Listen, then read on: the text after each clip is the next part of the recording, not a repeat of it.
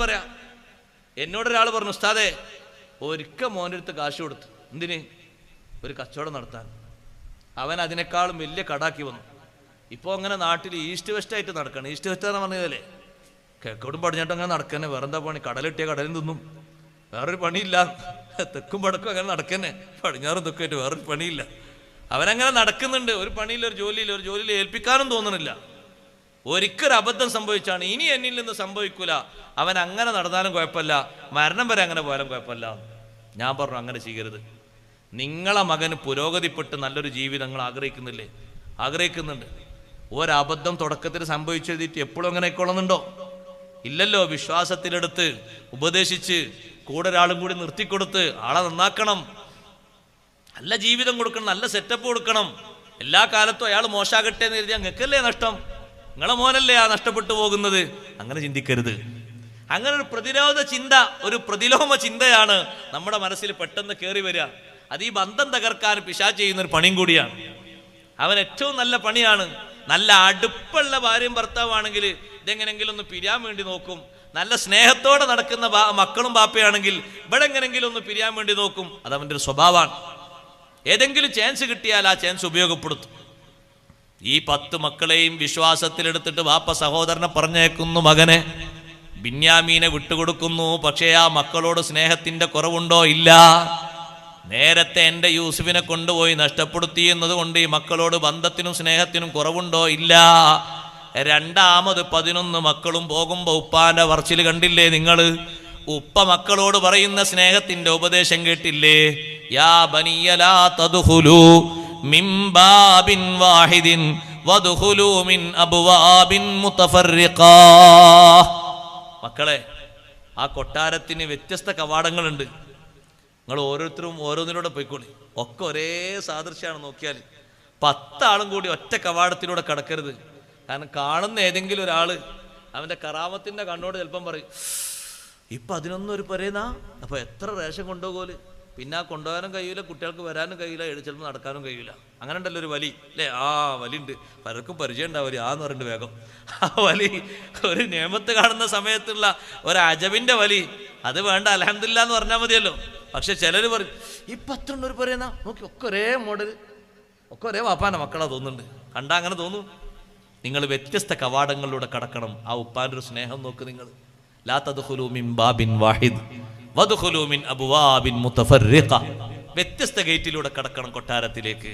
ഒരേ വാതിലിലൂടെ എല്ലാവരും കടക്കരുത്. അങ്ങനെയും കൂടി സ്നേഹോപദേശം കൊടുത്തിട്ട് ആ മക്കളെ വിടുന്നത്. മക്കൾ പോയി രണ്ടാമത്തെ റേഷൻ വാങ്ങി തിരിച്ചു വരുന്ന സമയത്ത് 2-3 ആളുകൾ അവിടെ തന്നെ നിന്നു. ഞങ്ങൾ പോരുന്നില്ല, ഇനി വാപ്പാന് മുഖം കാണാൻ കഴിയൂല. ബിന്യാമീനാണെങ്കിൽ യൂസുഫ് നബി അലൈഹി സ്വലാം സഹോദരനാന്നും പറഞ്ഞ് ഇവിടെ നിർത്തി പരിചയപ്പെടുത്തി കൊടുത്തു. പേടിക്കണ്ട, ഇന്നി അന അഖൂക ഫലാ തബ്തഇസ് ബിമാ കാനൂ യഫ്അലൂൻ. അവർ ചെയ്തതിൻ്റെ വലിയൊരു വിഷമം വേണ്ട, ഞാൻ സഹോദരൻ യൂസുഫാണ്, കുറേ കാലം മുമ്പ് കണ്ടതാണ് നമ്മൾ, കണ്ടിട്ടിപ്പോൾ വർഷങ്ങൾ കുറേയായില്ലേ, യൂസുഫാണ് ഞാൻ.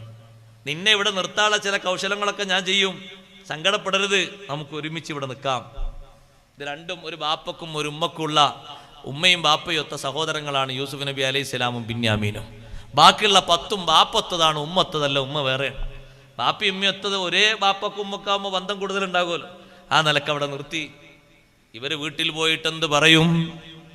അവര് പറയാനുള്ള പറച്ചില് ബാപ്പാനോട് പറഞ്ഞു, ഉപ്പാ നിങ്ങളെ മകൻ കളവ് കേസിൽ അവിടെ കുടുങ്ങിയിട്ടുണ്ട്, മോഷണ കേസിൽ കൊട്ടാരത്തിൽ പിടിക്കപ്പെട്ടു പോയിട്ടുണ്ട്, വന്നിട്ടില്ല.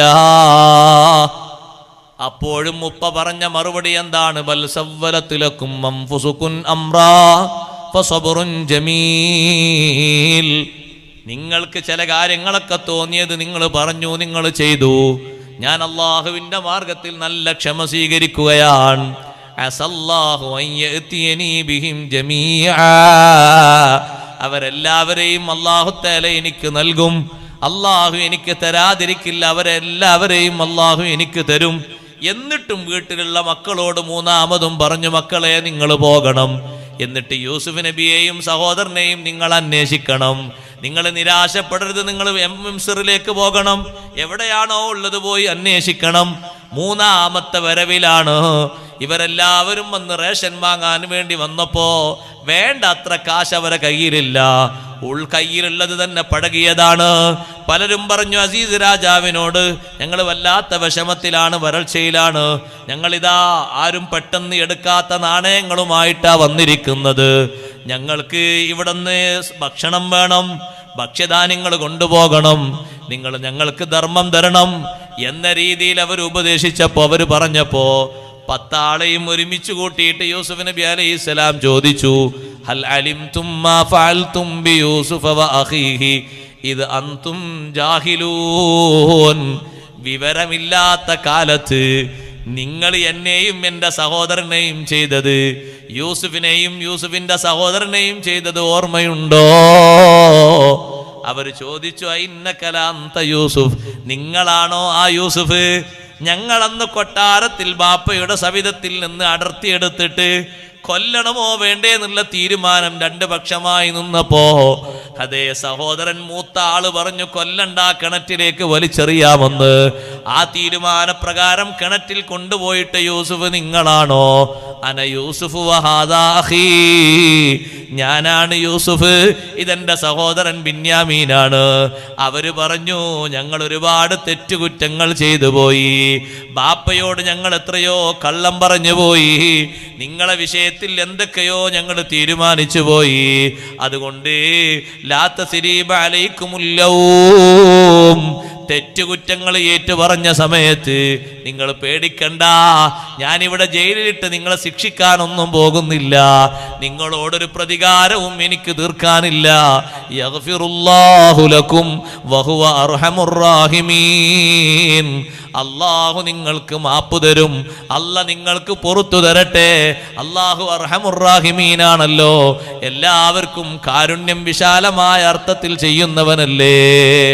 10 സഹോദരങ്ങൾക്കും മാപ്പ് ചെയ്തു കൊടുത്തുകയാണ്. സ്വന്തം ബാപ്പയെ ഉമ്മയെ കാണാൻ കഴിയാതെ പലപ്പോഴും സഹോദരങ്ങളെ പൊട്ടക്കിണറ്റിന്റെ ഉള്ളിൽ കഴിഞ്ഞിട്ട്, പിന്നെ അടിമച്ചന്തയിൽ താമസിച്ചിട്ട്, കൊട്ടാരത്തിൽ വന്നു കഴിഞ്ഞിട്ട്, ജയിലിലും താമസിച്ചിട്ട് വർഷങ്ങൾ എണ്ണി നീങ്ങിയില്ലേ. അവരോട് ചോദിച്ചു, ഉപ്പാന്റെ ഹാലെന്താണ്? ഉപ്പാക്ക് വല്ലാത്ത ക്ഷീണമാണ്, കാഴ്ചക്ക് സാരമായ പരിക്ക് പറ്റിയിട്ടുണ്ട്.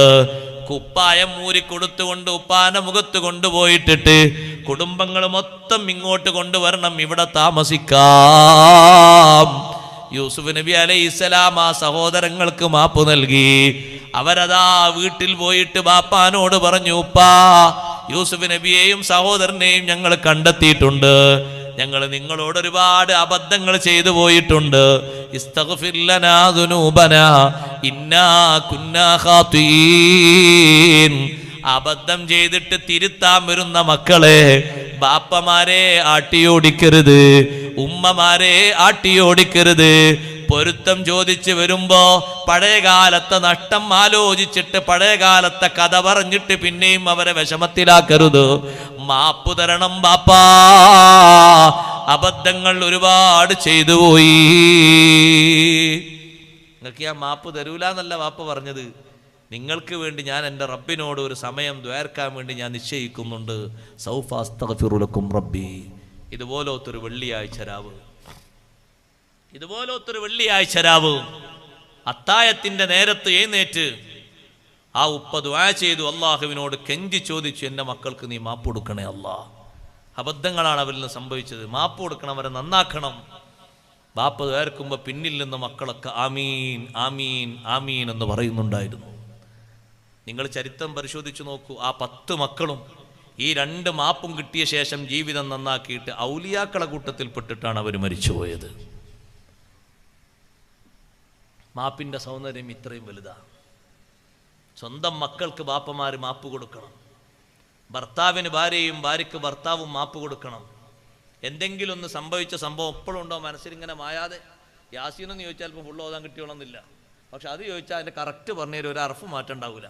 അപ്പോൾ കേൾക്കുന്ന ആൾ പറയും ഭയങ്കര ഓർമ്മശക്തിയാണ്, 92 ആയല്ലോ എന്ന്. ഓർമ്മശക്തി ആയതുകൊണ്ടല്ല, അത് മനസ്സിൻ്റെ കുടിലമായ അവസ്ഥ കൊണ്ടാണ്.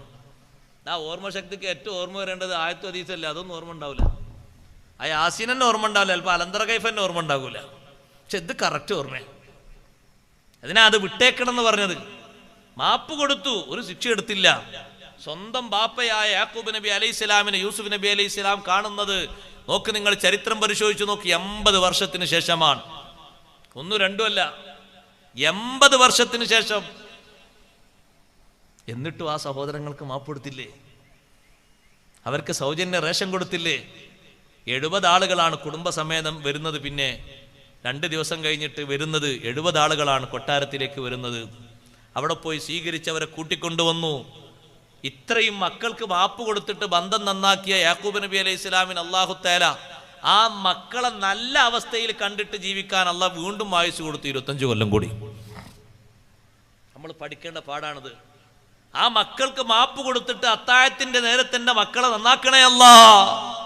അവരെന്നോട് പറഞ്ഞ കളവാണ്, ശരിയാ, നിന്നോടും ഒരുപാട് അബദ്ധങ്ങൾ അവർ ചെയ്തിട്ടുണ്ട്, പുറത്തു കൊടുക്കണം എൻ്റെ മക്കൾക്ക്. അല്ലാഹുവിനോട് കെഞ്ചി ദുആ ചെയ്തപ്പോ ആ ദുആ അല്ലാഹു സ്വീകരിച്ച് ആ മക്കളെ മുഴുവനും സ്വാലിഹീങ്ങളിൽ അല്ലാഹു പെടുത്തിയിട്ട് അത് കണ്ട് ആസ്വദിക്കാൻ, സന്തോഷത്തോടെ ജീവിക്കാൻ യാക്കൂബ് നബി അലൈഹിസ്സലാമിന് അല്ലാഹു ആയുസ് നീട്ടിക്കൊടുത്തു. കൊട്ടാരത്തിൽ 25 വർഷം മക്കളോടൊപ്പം ബാപ്പ താമസിച്ചു. പേരക്കുട്ടികളും മൊത്തം നാട്ടിൽ നിന്ന് വന്നത് 70 പേരാണ്. യൂസുഫ് നബി അലൈഹിസ്സലാം സന്തോഷത്തോടെ ജീവിച്ചുപോയി. സഹോദരങ്ങളെ, ബന്ധത്തിന്റെ അവസ്ഥ അങ്ങനെയാണ്. അസീസ് രാജാവ് മരണപ്പെട്ടല്ലോ. യൂസുഫ് നബി അലൈഹിസ്സലാം കൊട്ടാരത്തില് ആ അസീസ് രാജാവിന്റെ ഒരു പത്നി ഉണ്ടായിരുന്നു, അവിടെ സലീഹ കൊട്ടാരത്തിൽ നിന്ന് പിന്നെ പോയി വേറെ താമസമായി. യൂസുഫ് നബി അലൈഹിസ്സലാം സലീഹയെ ഒരു ദിവസം കണ്ടപ്പോ സലീഹ എന്ന പെണ്ണ് യൂസുഫ് നബിയോട് ചോദിച്ചു, എന്നെ അറിയുമോ? ആരാ നിങ്ങൾ? എനിക്ക് പരിചയമില്ലല്ലോ. ഞാനിപ്പോ ഒറ്റക്ക് താമസിക്കുന്നൊരു വിധവയാണ്. എൻ്റെ ശരീരം ശുഷ്കിച്ചിട്ടുണ്ട്. ഞാൻ വല്ലാത്ത വിഷമത്തിലാണ്. എൻ്റെ പേര് പറഞ്ഞാൽ നിങ്ങൾക്ക് പെട്ടെന്ന് എന്നെ അറിയുമോ നിങ്ങൾക്ക്? സലീഹേ, കൊട്ടാരത്തിലുള്ള സലീഹയെ അറിയുമോ? യൂസുഫ് നബി അലൈഹിസ്സലാം ചോദിച്ചു, ഇമ്രാത്തുൽ അസീസ് ഖിത്ഫീർ എന്ന പേരുള്ള അസീസ് രാജാവിന്റെ ഭാര്യയാണോ? അതേ, ഭാര്യയാണ് ഞാൻ. നിങ്ങൾ വിവാഹിതയാണോ? അല്ല. എന്നാൽ നിങ്ങളെ ഞാൻ വിവാഹം ചെയ്തു കൊള്ളാം, ബേജാറാകേണ്ടതില്ല. യൂസുഫ് നബി അലൈഹിസ്സലാം മാപ്പ് കൊടുത്തൊരു പെണ്ണല്ലേ സലീഹ ബീവി. സലീഹ ബീവിയുടെ ശരീരത്തിന് പകിട്ടാർന്ന സൗന്ദര്യം അല്ലാഹു തആല തിരിച്ചു കൊടുത്ത് 18ന്റെ സുന്ദരമായ അവസ്ഥ അല്ലാഹു മടക്കി കൊടുത്ത് യൂസുഫ് നബി അലൈഹിസ്സലാം സലീഹയെ വിവാഹം ചെയ്തു. അതിലൂടെ സന്താനങ്ങൾ പിറന്നു. ഇതൊക്കെ കണ്ട് ആസ്വദിക്കുന്നു യാക്കൂബ് നബി അലൈഹിസ്സലാം. ആ 10 മക്കളുടെ ജീവിതത്തിന്റെ വിശുദ്ധി ഈ 2 വലിയ മാപ്പുകൾ കിട്ടിയപ്പോ സ്വന്തം സഹോദരൻ, അനുജ സഹോദരന്റെ മാപ്പും ബാപ്പയുടെ മാപ്പും കിട്ടിയിട്ട് മക്കള് നന്നായപ്പോ നിസ്കാരവും കാര്യങ്ങളും നിലനിർത്തിയിട്ട് അള്ളാഹുവിന്റെ ദീനിന് ഖിദ്മത്തെടുത്തിട്ട് സന്തോഷത്തോടെ മക്കൾ ജീവിക്കുന്നത് യാക്കൂബ് നബി അലൈഹിസ്സലാം സന്തോഷത്തോടെ കണ്ടത് ഒരു വെള്ളിയാഴ്ച രാവിന്റെ അത്താഴത്തിന്റെ പ്രാർത്ഥനയുടെ സ്വീകാര്യതയുടെ സൗന്ദര്യം കൊണ്ടാണെങ്കിൽ ശബ്ദം കേൾക്കുന്ന ഉമ്മ, എന്റെ പ്രിയപ്പെട്ട ഉപ്പ, പ്രിയപ്പെട്ട ജ്യേഷ്ഠ, ഒന്ന് മാപ്പ് കൊടുത്തിട്ട് അല്ലാഹുവിലേക്ക് അവർക്ക് മാപ്പ് കൊടുക്കാൻ ഒന്ന് ദുആ നടത്തൂ. നമുക്കാകെ അത്താഴത്തിന്റെ നേരം ഉണ്ണാൻ മാത്രമേ അറിയൂ. ഒന്ന് നിസ്കരിച്ചുകൊണ്ട് ദ്വാരക്കാൻ അറിയോ സഹോദരങ്ങളെ? ഒരു 2 റക്അത്തെങ്കിലും നിസ്കരിച്ചിട്ട് അള്ളാഹുവിലേക്ക് മനസ്സ് തിരിക്കാൻ അറിയോ? സ്വന്തം മക്കളുടെ അഭിവൃദ്ധിക്ക് വേണ്ടി, പുരോഗതിക്ക് വേണ്ടി എപ്പോഴാ പിന്നെ നിങ്ങൾ കരഞ്ഞു ദ്വാർക്കുന്നത് അറിയുമോ? ഒരൊറ്റ വെള്ളിയാഴ്ച രാവിലുള്ള ദുആ കൊണ്ട് ഇത്തരത്തിലുള്ള സ്വീകാര്യത അള്ളാഹു നൽകിയപ്പോ യാക്കൂബ് നബി അലൈഹിസ്സലാം ശിഷ്ടകാലമായ 25 വർഷത്തില് ഒരൊറ്റ വെള്ളിയാഴ്ച രാവിന്റെയും അത്താഴത്തിന്റെ നേരം ഒഴിവാക്കിയിട്ടില്ല. എല്ലാ വെള്ളിയാഴ്ച രാവിലും അത്താഴത്തിന്റെ നേരത്ത് എഴുന്നേറ്റ് നിസ്കരിച്ചുകൊണ്ട് കരഞ്ഞു ദുആ ചെയ്യുന്നു. സൗകര്യങ്ങൾ, സംവിധാനങ്ങളൊക്കെ നമുക്ക് ഇഷ്ടം പോലെ ഉണ്ട്. നമ്മൾ ആകെ അത്താഴം എന്ന് പറഞ്ഞാൽ ഒരു ഉണ്ണൽ മാത്രമേ അറിയുള്ളൂ നമുക്ക്. ഇന്നലെ എഴുന്നേറ്റില്ല അത്താഴത്തിന്. ഒന്ന് മനസ്സ് അള്ളാഹുവിലേക്ക് തിരിച്ചു ദ്വാരക്കാൻ ഒരു മനസ്സ് ഇതുവരെ തിരിഞ്ഞിട്ടുണ്ടോ സഹോദരങ്ങളെ? മുറാദൊക്കെ ഹാസിലാകണം, കാര്യങ്ങളൊക്കെ നടക്കണം. എപ്പോഴാത്? എപ്പോഴാ അതിന് സമയം? എപ്പോഴാ ഇനി കാത്തിരിക്കുന്നത്? യാക്കൂബ് നബി അലൈഹിസ്സലാമിൻ്റെയും യൂസുഫ് നബി അലൈഹിസ്സലാമിൻ്റെയും മാതൃക സ്വീകരിക്കുക. പടരപ്പിണക്കങ്ങളൊന്നും ഇല്ല ആളോട്